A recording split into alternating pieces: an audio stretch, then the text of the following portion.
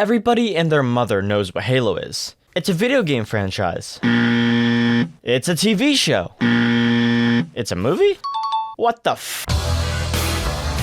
Halo 4 was bringing the series back to life, and to help promote this, someone from Microsoft or 343 decided a movie would be the best way to do so. A movie all about Thomas Lasky from the video game. If you don't know Lasky or anything about Halo 4, don't fret. I have a video on that too. Halo 4 Forward Unto Dawn is a movie about Lasky recounting his time at boot camp as a cadet training to be a Marine. It actually kind of humanizes the Marines as a whole, because in the games, we just tend to steal their weapon and chuckle at their one-liners. Do I sound like a brute to you? Well, you could be held prisoner by brutes. If I was held prisoner by brutes and knew the password, then the brutes could just force me to tell you the password and you'd open the door for them. Okay, well now I'm definitely not gonna open the door. Now we get to see them fight each other, die, and even kiss. Ew.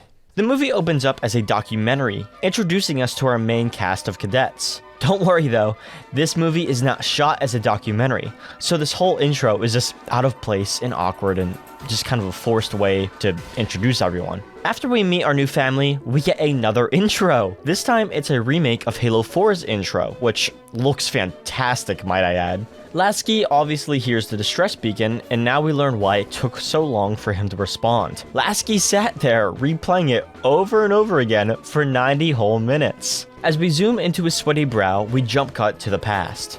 We get to see baby Lasky puke everywhere, which is somehow important later, trust me on that. The squad gears up and runs into battle. We finally get to see combat from a Marine perspective. This is gonna be so awesome. Lasky shows us his natural ability to strategize while under pressure and even disobeys orders and follows his own plans. They're my orders. I don't care.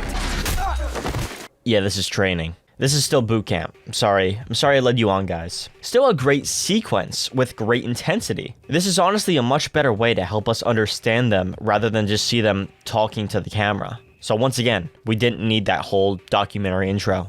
I hate it. Since Lasky was stupid and got shot down, the entire squadron gets punished and blames him. Fair enough, honestly, I would too. During their run, we get even more foreshadowing of Lasky being a major wimp. He even lets himself get bullied in the locker room, where we also get to see him start to question the war itself.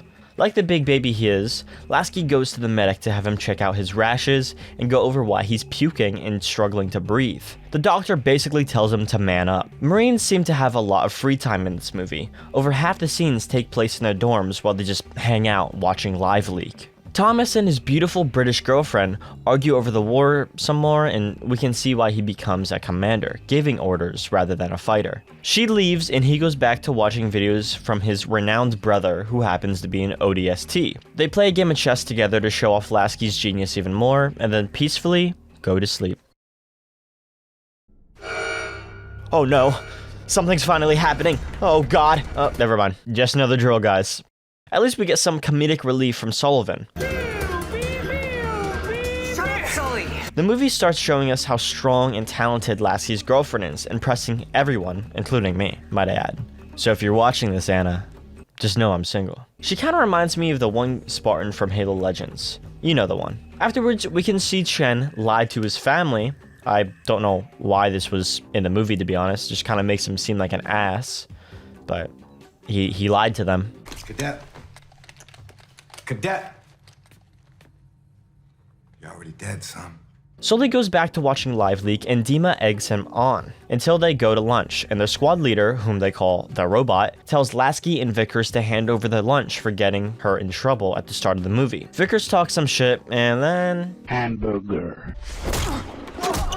This whole little fight was really just a show that Lasky has it in him to fight someone, but in the end, this doesn't mean anything. In class the next day, they go over some Roman strategies, which Lasky really takes to heart and even tries to replicate in practice later that day. To stop the other team from abusing Minimap, Lasky tells them all to take off their helmets and hide nearby, which somehow works. I don't know how that works, but the plan is going perfectly until Lasky's heart just gives out, ending the movie.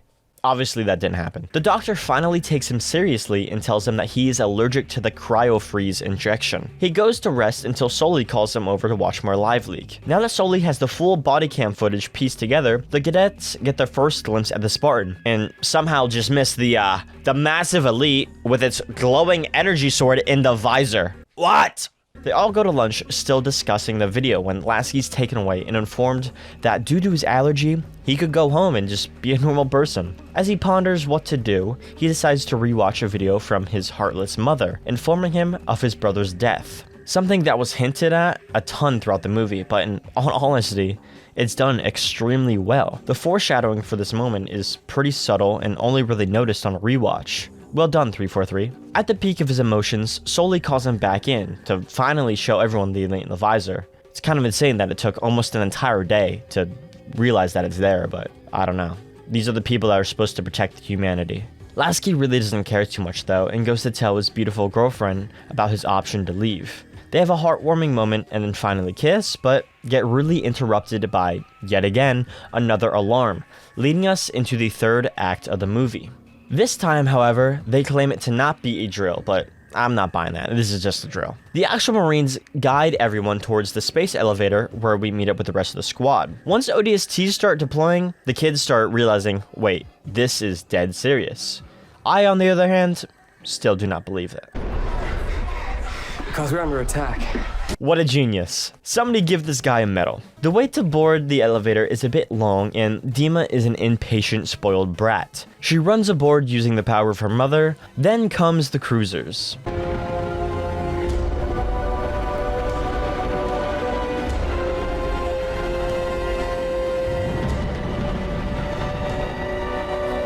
What the hell are those things?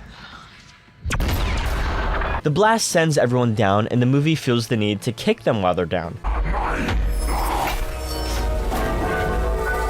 As they run away in fear, bodies start raining from the sky, probably scarring them for life. 343 then decides to pour some salt onto that wound, having Tom watch as people he cared about and cared about him get gunned down. The squad finally meets up and has to think of a plan fast, or they're all going to die. Before they can do this, however, an elite starts searching the area and somehow doesn't hear them chatting the entire time. This is why I think it's a drill. How does the elite not hear this? Chen leads them out of the dorms and then stops. He stares into the void, and it stares back. Guys? Why'd you stop, JJ? JJ! They make it to the armory and learn the hard way that not only are their codes not working, but a 19-year-old ginger can't break through a metal cage. Weird. Lily finally grows a pair of ears and busts down the door. Vickers gets cut off from the rest of them as they try to crawl away. Mr. Grumpy Pants sees this as a perfect opportunity to be a hero and draws the elite's attention so the rest can escape. Hey! Guys, run!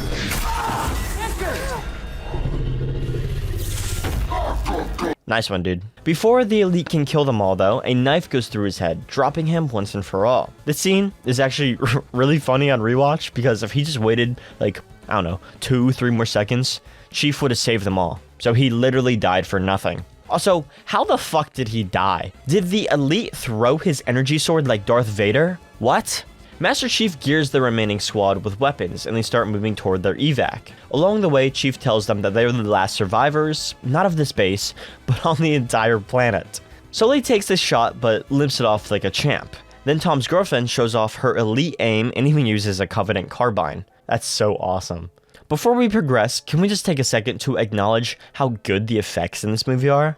Like, it actually looks better than the show. Props to whoever worked on this. They load everyone into a Warthog as jackals race by to pin them down. As you can guess, it really doesn't matter when Chief is there. Lasky splatters a jackal, and as a final parting gift, it shoots his badass, hot girlfriend in the gut. A green light shows behind them, and Chief tells them all to book it. We sadly don't get to see much of this probably epic fight between Chief and a hunter, but we do get to say goodbye to the hot British girl. Chief says, "Damn, sorry," and then just asks for extra ammo.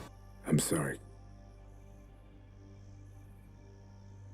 I need your ammo, cadets. All he gets is a grenade. Chief must have forgotten that hunters are always in pairs though, as the second one shows up and they all hide underneath it like in Lord of the Rings. Lasky decides to act as bait, distracting the hunter so Chief can hit it from the back. A plan so stupid, yet so brilliant. Brilliant enough to work flawlessly. The hunter must have short-term memory loss, however, because even though it just stared Chief in the eyes, it still decides to focus on the helpless kid. We get to see Chief be a badass once again, and then they finally reach Kelly and Fred with the Pelican. The kids all stare in awe as they realize that Spartans are real people and not robots. It then cuts back to adult Lasky preparing to go into cryosleep, which is strange because why would he need to do this right now? In the game, he doesn't seem very far from Chief. I mean, he was close enough to pick up the distress beacon. Why is he going in cryosleep? I understand what point the movie's trying to make, but that doesn't make any sense. Overall, this movie's pretty damn good, especially considering it was a video game movie with a cast of B-list actors and Anna Pomplewell.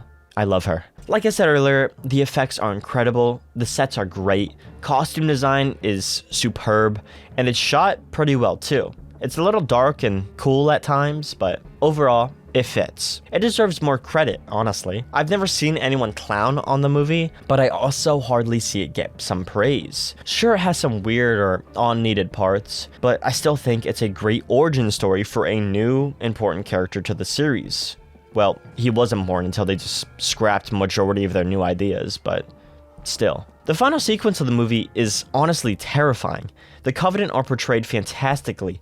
They are heartless, killing machines. It's easy to tell how much the team working on this movie actually cared for the franchise. So much love was put into this movie, and I'm glad it exists. Halo needs the win when it comes to live-action TV, so thank you for this. And thank you for watching. Don't forget to subscribe and like the video if you enjoyed it. Also, comment down below some other video game movies you'd like me to cover, or just video games. I hope to see you guys in the next one. What is this?